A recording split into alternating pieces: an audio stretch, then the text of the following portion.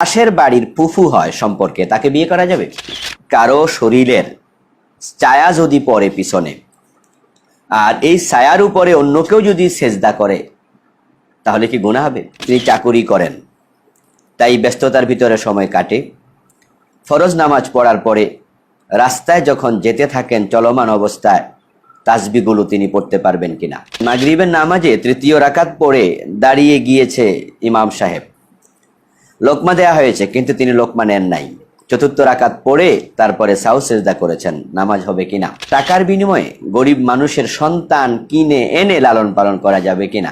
নামাজ এক সূরা দিয়ে শুরু করে ভুলে অন্য সূরায় যদি আমি চলে যাই, নামাজ হবে? যে পালক সন্তান লালন পালন করে, লালন পালনকারীকে বাবা ডাকা যাবে? জোহরের নামাজ 4 রাকাত সুন্নত শুরু করেছি, 2 রাকাত পরে ইকামত হয়ে গেছে, 2 রাকাত পরে ফরজ নামাজ শুরু করে দিয়েছি, এখন কি করব? বসে বসে আজান দেয়া যাবে কিনা? ইমাম সাহেব ভুলে নামাজ পড়িয়ে ফেলেছে, অথচ তার উপরে গোসল ফরজ ছিল, করণীয় কি? ইসলামিক মিডিয়া টিভি, কোরআন হাদিসের কথা বলে। পাশের বাড়ির ফুফু হয় সম্পর্কে তাকে বিয়ে করা যাবে? হ্যাঁ, নিশ্চয় করা যাবে। কারণ বিয়ে করা যাবে না আফন ফুফু, বিয়ে করা যাবে না স্ত্রীর জীবদ্দশায় স্ত্রীর ফুফু। স্ত্রীর ফুফুকে এবং স্ত্রীকে একসাথে বিয়ে করা জায়েজ নাই, কিন্তু স্ত্রী মরে গেলে স্ত্রীর ফুফুকে বিয়ে করা যাবে। আর আফন ফুফু কোনো দিনও করা যাবে না, এটাকে বলা হুরমতে মুআব্বাদা। আফন ফুফু হুরমতে মুআব্বাদা, চিরকাল হারাম। আর স্ত্রীর ফুফু হুরমতে মুআক্কাতা, সাময়িক হারাম। আর যারা আফন ফুফু নয়, স্ত্রীর ফুফুও নয়, এমনে মুখে ফুফু ডাকেন, এমন ফুফুকে বিয়ে করতে কোনো আপত্তি শরীয়তে নেই।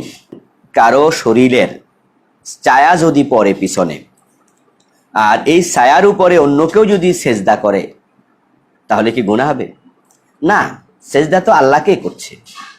যদিও সামনে যিনি দাঁড়িয়েছেন, যদি বাহিরে নামাজ পড়ে সূর্যের ছায়া তার গায়ে সূর্যের আলো লাগবে, ছায়াটা বিপরীত দিকে পড়বেই। এই অবস্থায় ওই ব্যক্তির ছায়ার উপরে যদি সেজদা দেন, আপনি তো আর ব্যক্তিকেও দেন না, তার ছায়াকেও দেন না, সেজদা দিচ্ছেন আল্লাহ তাআলাকে, সুতরাং কোনো গুনাহ হবে না, অসুবিধা নেই। তিনি চাকুরি করেন, তাই ব্যস্ততার ভিতরে সময় কাটে। ফরজ নামাজ পড়ার পরে রাস্তায় যখন যেতে থাকেন চলমান অবস্থায় তাসবিহগুলো তিনি পড়তে পারবেন কিনা? হ্যাঁ ভাই, ফরজ নামাজ পড়ার পরে তাসবিহ পড়ে সুন্নাহ পড়া, এটাই হচ্ছে বিধান। রাসূল সাল্লাল্লাহু আলাইহি ওয়াসাল্লাম ফরজ নামাজের পরে যে আজকারগুলো জিকিরগুলো করতেন, সেগুলো আপনি করবেন। যদি আপনি মনে করেন যে আপনি অফিসে গিয়ে বা বাসায় গিয়ে আপনি সুন্নাহ পড়বেন, সেটাও পারেন। আর চলমান অবস্থায় রাস্তায় আপনি তাসবিহগুলো পড়ে নিতে পারবেন, কোনো অসুবিধা নেই। মাগরিবের নামাজে তৃতীয় রাকাত পড়ে দাঁড়িয়ে গিয়েছে ইমাম সাহেব, লোকমা দেয়া হয়েছে কিন্তু তিনি লোকমা নেন নাই। চতুর্থ রাকাত পড়ে তারপরে সাউ সেজদা করেছেন, নামাজ হবে কিনা? ওলামায়ে আহনাফের মতে এই নামাজটা আবার পড়তে হবে। ওলামায়ে আহনাফ বলেন শেষ বৈঠক ফরজ। উনি যদি শেষ বৈঠক করতেন তারপরে দাঁড়াতেন, তখন লোকমা দেওয়ার পরে লোকমা না নিতেন, তাহলে মাসালার মাঝে একটু ভিন্নতা আসতো। ওলামায়ে আহনাফও বলতেন যে হয়ে যেত, যেহেতু তিনি তৃতীয় রাকাতে শেষ বৈঠক করেছেন। যেহেতু শেষ বৈঠক করেন নাই, তাই তার নামাজটা বাতিল, ফরজ তরক হয়েছে, এই নামাজটা আবার দোহরাইয়া নিতে হবে। আর অন্যান্য মাসলাকের আলেমরা বলেন 4 রাকাত পড়েছে, সাউ সেজদা দিয়েছে, নামাজ হয়ে গেছে। তৃতীয় রাকাত পরে বসা উচিত ছিল, এটা ওয়াজিব ছিল। তো যেহেতু সেটা করেনি, 4 রাকাত পরে সাউ সেজদা দিয়েছে, নামাজটা হয়ে গেছে। টাকার বিনিময়ে গরিব মানুষের সন্তান কিনে এনে লালন পালন করা যাবে কিনা? এটা ঠিক না। লালন পালন করা যাবে, কিন্তু টাকা দেয়াটা বা নেয়াটা এটা ঠিক না। কারণ সন্তান বেচা কেনা করা জায়েজ নেই, এটা মানুষের হুরমতের সাথে বেমানান। মানুষের যে সম্মান, ওই সম্মান নষ্ট হয়। বেচা কেনা মানুষ, এটা দাস দাসীদের প্রথা। সুতরাং যদি কেউ গরিব হয়, তার সন্তান লালন পালন করার সামর্থ্য নাই, তিনি মনে করেন যে এই সন্তানটা অমুক জায়গায় দিলে ভালো থাকবে, তিনি দিয়ে দিতে চান, তাহলে দিয়ে দিতে পারবেন। আরেকজন চাইলে লালন পালন করতে পারবে, কিন্তু এখানে টাকা পয়সার লেনদেন হওয়াটা মোটেও মানানসই নয়। এটা ভালো কাজ নয়।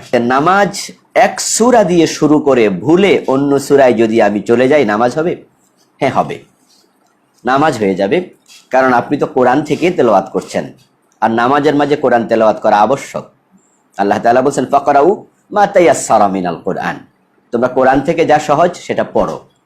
তা আপনি কোরআনের ভিতরে যেহেতু আছেন, সুতরাং হয়তো মুসাব্বার আয়াতে পড়লে অনেক সময় এক আয়াত থেকে আরেক আয়াতে চলে যায়, এক সূরা থেকে আরেক সূরাতে চলে যায়, নামাজ হবে, কোনো অসুবিধা নেই।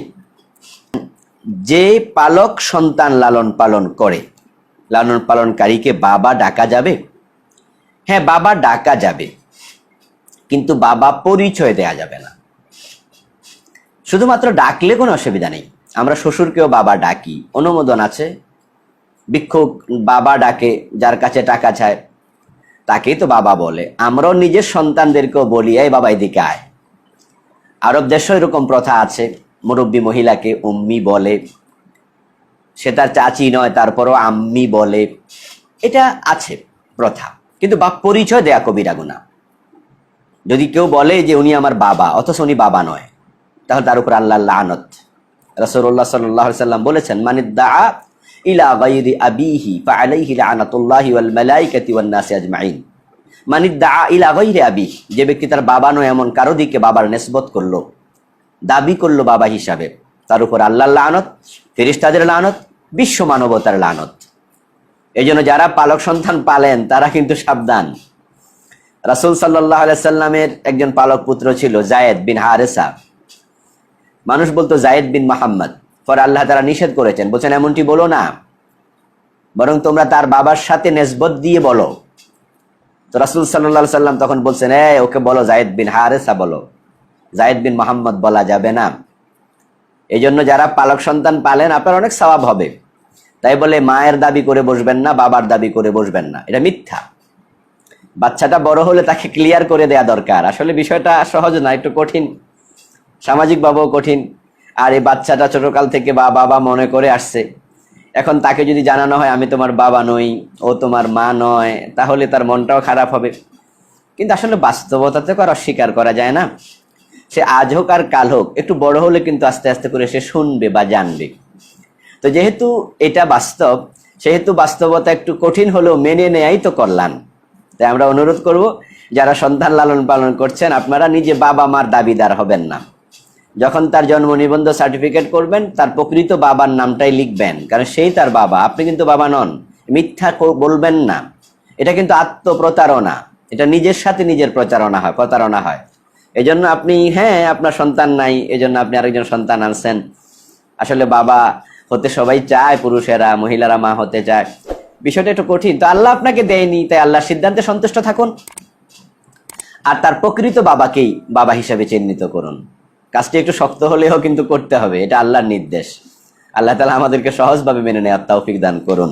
যোহরের নামাজ 4 রাকাত সুন্নত শুরু করেছি, 2 রাকাত পরে ইকামত হয়ে গেছে, 2 রাকাত পরে ফরজ নামাজ শুরু করে দিয়েছি। এখন কি করব?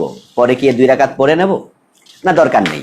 আপনি যদি ফরজ নামাজ ইকামত হয়ে যায়, সুন্নতকে ছোট করবেন, ঠিকই আছে। 4 রাকাত সুন্নাহ শুরু করছিলেন, 2 রাকাত পরে সালাম ফিরিয়ে দেবেন। আর এই 2 রাকাত যে বাকি আছে এটা পড়া দরকার নাই। তবে যদি আপনি মনে করেন যে পরে আপনি আরো 2 রাকাত, 4 রাকাত, 6 রাকাত নফল নামাজ পড়বেন, শরীয়তে অনুমোদন আছে, কিন্তু ওই 2 রাকাত কাজা করতে হবে, এটা আবশ্যক নয়। বসে বসে আজান দেয়া যাবে কিনা? বসে বসে আজান দেয়া এটা সুন্নাহ না, সুন্নাত হলো দাঁড়িয়ে আজান দেয়া। হযরত বেলাল রাদিয়াল্লাহু তাআলা আনহুকে বিশ্বনবী আজান দিতে যখন বলেছিলেন, তখন বলছিলেন কুমিয়া বেলাল ফাআযিন, বেলাল দাঁড়াও, আজান দাও।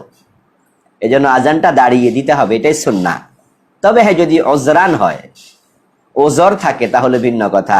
যেমন হযরত হাসান আল আবাদি রাহিমাহুল্লাহ একজন তাবী ছিলেন, তিনি বলছেন রাআইতু আবা যাইদিন ইউয়াযিনু কায়দা, যে আমি আবু যায়েদ নামে একজন সাহাবীকে বসে বসে আজান দিতে দেখেছি।